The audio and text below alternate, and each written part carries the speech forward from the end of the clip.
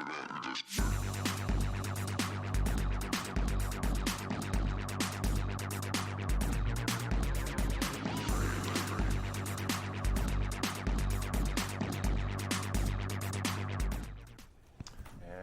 welcome to Liquid Lunch. It's Friday. Yay, Friday.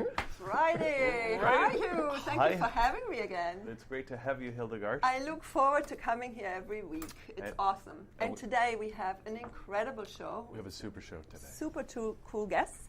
So please stick with us. We begin with a gentleman who has an interesting journey. However, I want you to tell your story yourself. We are here with Nectari Charitakis. Yes, good morning. If I said Thank that you. too. How do you say in Greek? Yeah, Mari? Nectari Charitakis. It's a tongue twister, so a difficult name. But Charitakis? Yes. And so, guten Tag, or hello, good morning in Kalimera, Greek. kalimera. Kalimera. Now, you have in a project of creating the UCareNet. Yes. However, that is not where you started off. How did it come about that you now create this UCare network? Right. Okay. Now that's a really good question. So I've been tormented, if you will, and I say that nicely, with my parents and having to provide care for my parents. So I've been very fortunate that I had the opportunity to live in many different parts of the world and being away from my parents for the last 15 years. But, you know, as much as those life experiences were good for me, they were very trialing as well. Mm-hmm. So basically, as my parents were getting older, I kept trying to figure out, you know, how can I stay more connected with them? Mm-hmm. You know, when we were traveling with my family and they didn't have an opportunity to experience, you know, the love of my daughter, I was really focusing, what a shame. How can I break that digital divide and bring older people that don't understand how to use the computers and the internet closer to their families? And then as my parents' condition started getting worse and worse, I went from, okay, how do I provide social connectedness to how do I find in-home care to help them stay safe and independent and comfortable within their home. And as things got worse and worse, my mind kept on looking, how do I solve my problems, until I finally found a business model which I think really works. And I designed UCareNet. Okay, so what's the business model? Let's start with that. Yeah, so it's really simple. What I found is it's really, whether or not you experience this firsthand, it really is very difficult to find quality and reliable in-home help. People that come in and take care of whether it's your aging parents or whether it's yourself with some special needs that you have and you want to live on your own and you need someone to come in and help you. I know some people right now, they're telling me horror stories about, just bad people that are...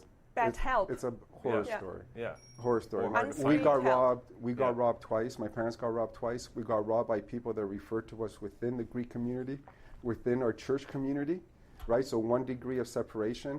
And lo and behold, these people actually had criminal records that nobody knew. Mm-hmm. They had, let's just leave it at that.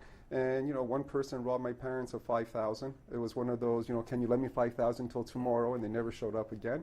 And then another person robbed their checkbooks and forged signatures and robbed them of $18,000. Wow. Right?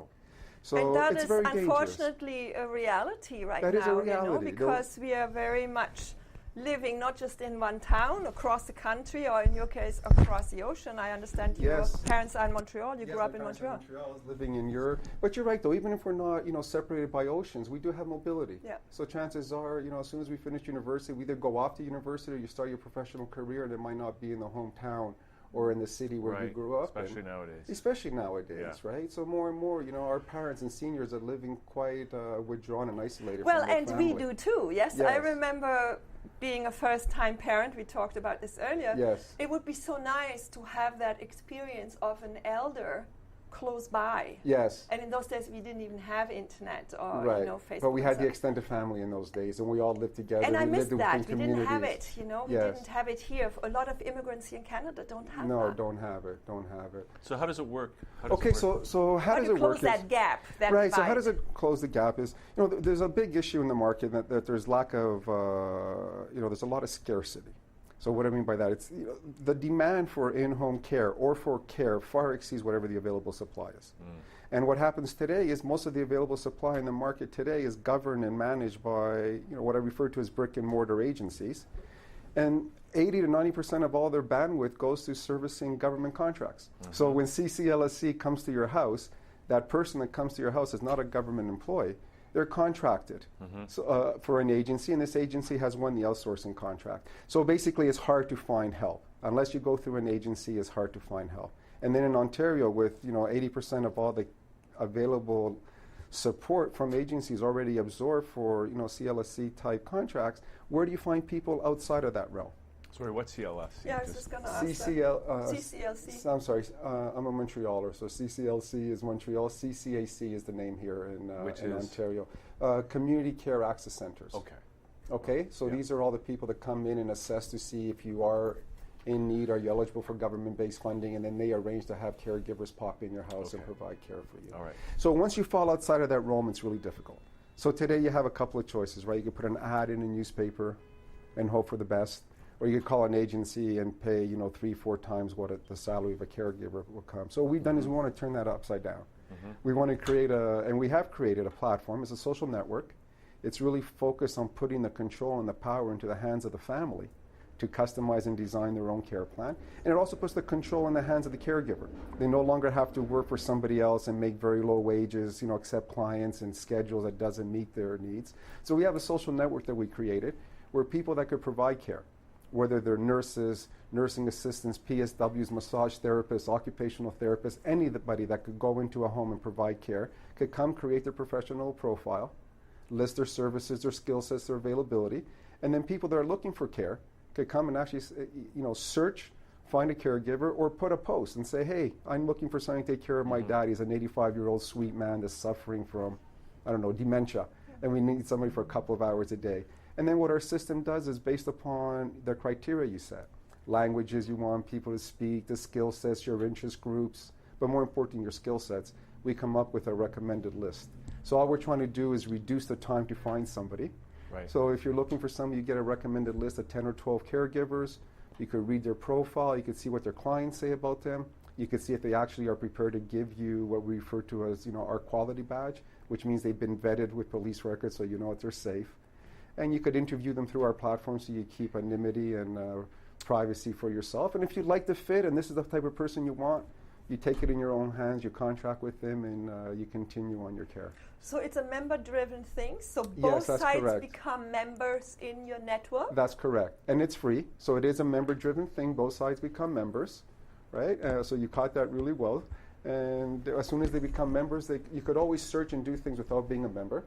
But as soon as you want to connect with somebody in order to protect the identity of everybody, because we are dealing with a vulnerable group of people, you don't want people to understand Nectari Charitakis and they look that I live in Toronto and they just find Vulan Kyriakos Charitakis who lives in Hamilton, and the next thing you know, they're robbed, because that does happen. So in order to make contact, you become a member. We keep all the identity confidential. You could exchange emails without releasing your personal data, do video conferencing with the people without releasing, again, your personal data, and only when you feel safe that you have a really nice fit and this person is good for you, then you decide if you want to. Let me ask you this, though. What if there is a couple, let's say, they don't have any children, they don't have any grandchildren, they have no clue about technology? Yes. How would these people find support in your system? Yeah, it's kind of like you have to be tech savvy, or at least have a loved one, or at least you somebody have to have in your sphere of influence that can help you with the technology. Right, exactly. So I don't know if you have to be tech savvy, but at least you need to know how to get onto a computer. So you're right. My experience in going out and speaking to, I would really say, hundreds of seniors. And I've done this. I've lived in Europe, so I've talked to seniors in many countries in Europe. I've talked to seniors in the U.S. and in Canada. So really a global perspective. All of them, even though if they don't know how to jump on the internet, they all have somebody close to them, whether it's their neighbor that's concerned about them, or a social worker that's concerned about them, or a friend, or children. So either they could ask one of their friends and neighbors to set up their profile and help them find work, or they could just call our number and we will help them create their profile and create their job posting and help them out. So this is really for people on the two sides, the people that are looking for care for their elderly relatives or friends even, and also the people that can give care. That is correct. Do the people need to have credentials that are giving care? Okay, so that's a really good question. I believe it's important to at least be vetted. So what I mean by vetted is we have clean vulnerable people's checks, clean police checks, and we know that you're safe and could be trusted. Now, if they need to have credentials, it really depends upon your need. So if I look at my parents' continuum, in the beginning, we really just found what I refer to as a companion keeper, which was just, a lady that lived within the neighborhood that popped in a couple of days a week and had, lunch with them, helped them, and kept the house tidy, but more importantly, kept them company. And there could be people that can do a great job at doing that, who Oh, don't have absolutely. any training or credentials whatsoever. Absolutely. But they're Absolutely. But the important thing is it is a continuum. So as the needs increase, then you could start looking for credentials. As soon as my mom got to the point that she couldn't dress herself and she really couldn't bathe herself anymore, then I wanted a PSW. I wanted somebody who was trained, who knew how to deal with a senior person. Like right? that, Yeah, you don't want to reach out and grab their hand and pull them from a chair and dislocate their wrist. You want to have somebody that has some basic training. So to answer your question, it could be what I refer to as companion keepers. We have a section for volunteers. There's a lot of very loving people that want to volunteer. Well, yeah, give somebody something to do. There may be very able people in the community who do not have any qualifications, but have that ability to support somebody. And interestingly enough, I refer to this as young seniors helping older seniors, but there's a lot of people, once they retire from work, they do want to provide and give back to the community. And this is a nice thing, so they could set their availability as a volunteer, perhaps just drop in and have coffee with mom and dad, or take dad shopping once a week. So you know, you don't all have to have credentials, but we are focusing on accredited people as well. So if you do need somebody with more advanced skills, then you can look to get the appropriate skill sets you want. Now, where are you with this? Is this available across Canada or beyond, or Toronto-centric, or what is it? Okay, that's a great question. So we're 1 to 2 weeks away from introducing it in the GTA area. I want to first try it in the GTA. We've had a lot of caregivers sign on and tell us the experience is good, and we try to create and modify the whole user experience as well as we can. So now I want to do what I refer to as a quiet launch, right? So I want to bring into the GTA area, work with more caregivers, get their feedback, make sure we're having it really simple. Because as Hildegard said, you know, not everybody's tech savvy. And maybe somebody who's a 40-year-old occupational therapist, they might not be, you know, tech savvy themselves. So we want to make sure the experience is all really easy. So to answer your question, in the next 10, 12 days, the site will be live and people can start registering. And once we capture that user experience and we perfect on it, then we plan to actually do a formal launch. And I hope by March in Ontario to actually have a formal launch, which is, you know, big splash, and then be able to grow from there. That's awesome. So we'll translate to French and come to Quebec very soon as well. Great. So this is great because there's the website right there, UCarenet.com. Right, and this might be a good time after you ask your question to maybe show a little quick video that I have that explains how the service works. Awesome. I think we have that ready to go, so let's check that out. Okay. Taking care of parents can be physically and emotionally stressful. For our parents to remain independent and safe in their home, they need to find a qualified, reliable, and trustworthy caregiver. So what can you do? You can place a classified ad and hope for the best, or call an agency and pay 2 to 3 times more than a caregiver's salary, reducing the hours of care you receive. Don't lose hope. Introducing UCarenet. Whether you're a care seeker or a caregiver, our site is the place for you. As a caregiver, you can develop your career, establish your own clients, and maximize your earning potential. How? Create your profile, post your qualifications, share a video discussing your experience, display your ratings and recommendations. Search job opportunities and get hired. As a care seeker, you have lots of options to choose from. You can screen compatible caregivers, read their recommendations, video interview your short list of candidates, and establish a relationship before hiring them. And by hiring directly, you save thousands per year. Rest assured that caregivers displaying our quality badge have their credentials verified, background checks, and receive the highest customer ratings. Then use our app to manage your care relationship, monitor the caregiver's arrival and departure time, receive daily updates, send reminders, track appointments, medications, and more. Life gets easier. So don't wait. Join us today and find your next care match. www.ucarenet.com. Sorry, from UCare. Nectari, one question. Yes. You talked about, we are back. Are we on? Thank you. Watching this, first of all, I love the cartoon format of this movie. Very nice. Question I have, does it cost anything for people to register to become a member? No, absolutely not. So, you know, we use the word membership, but it's important to point out that there is no cost to register for the site and to participate in the site. We want as many people to come on the site and get engaged, and we don't charge anything for that. To be quite honest, in the future, we'll probably be able to provide the capability of making cashless payments and transactions for the two sides of the equation. providing tax receipts on one side, and then for the caregivers, maybe doing some small accounting functionality for them.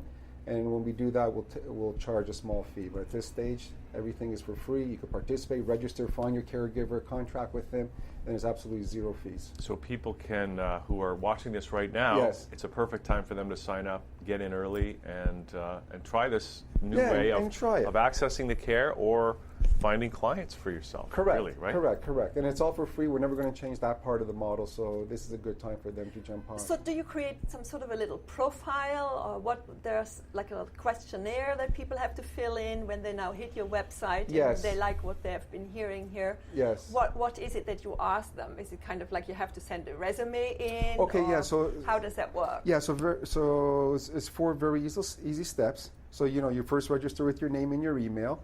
Then you actually start identifying what your service offering is and your availability. Mm-hmm. It's nice to put a picture, correct? And then the third thing is, what languages do you speak? What are your special interests? And what are your skill sets? So once you've established your availability and your service offering, you press publish and it's up and running. So what comes on the website is a nice little profile with your photograph, what your hourly charge is, how many stars you have, so how many customers have rated you from 1 to 5 as providing good service. Do you have our quality badge? Do you have our trust badge that you've been vetted? Then, just a small little 140-character tweet about who you are and what you do. So when people come to the site, they grab a snapshot of your profile. If they like it, they click on it and they get a lot more information. So now in the receiving end, yes. I don't like to ask my kids for anything at this point, and I'm not really a senior yet. Right. Even though I may look like it. Right. How do you get the people who are looking for caregivers? And we talk about seniors all the time, but there's a lot of people who might have a car accident or who have some kind of illness and they need somebody, but their loved ones are committed to be out of the country or do something else. Yes. How do you get actually people who might have a certain reluctance to even ask for help to get over that? Right. No, that's a really fantastic question. My experience shows seniors do not want to show any weakness. Seniors do not want to let you know when they're starting to become frail, or maybe what we think is just funny moms, losing or forgetting certain things is actually signs of maybe cognitive issues with them. They don't want to show any weaknesses, so they'll never talk about getting in-home care. When I talk to seniors, I always say, you care about my physical well-being, I care about my emotional well-being and the isolation I have. So what we're doing is we're taking a very holistic view to our approach. So as I said earlier, what started my journey is how do I keep my parents connected with my daughter? So we have a very friendly and easy to use senior app that really is meant for the senior to allow them to jump on the internet and stay connected with their family. It's driven by 2 touches to the screen. They could do video conferencing with their family. They could look at pictures. But we also have easy to use games that they could play with their grandchildren, which are meant to exercise the cognitive modality of the senior, but also the grandchild. So a 2 to 5-year-old kid that plays on the computer all day, he could sit there with grandma and they could play games together. And the same games that help educate and exercise the memory of a child is also good for a senior as well. So we take our approach from that perspective, give something for the seniors. But the important thing, Hildegard, is when I look back, I could actually clearly see the early signs of my parents' journey, right? And things that I thought were just old age or that I discounted were really early signs of them needing help. So the only thing I learned is, it's our job to start the conversation. And it's our job to bring it forth to our parents. Let them know that it's not weakness. It's their life. It's their choice, so they should live it the way they want. And if they want to continue living in their home, then they should. And it's really our job to help them find the services and the people they need and they deserve and depend on to do that. And that gives peace of mind and that gives peace of mind to us and grandchildren correct. Also then. And it keeps them safe as well, right?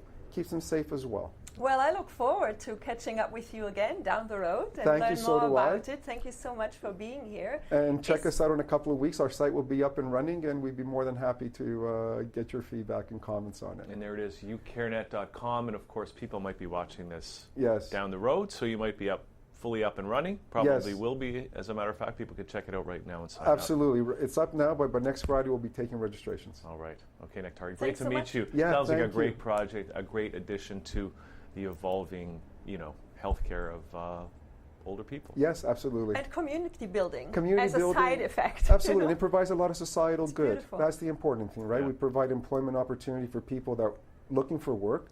And in return, we're providing home care and love and support for seniors that, do need it. Absolutely. Well, there are people who care. There are. So thank you for caring enough to come out to be with us today. My pleasure. Thank you so much for having me. Thanks so much. All right. So we're going to take a little break here on Liquid Lunch and come back with some more exciting guests on a Friday. We'll be right back.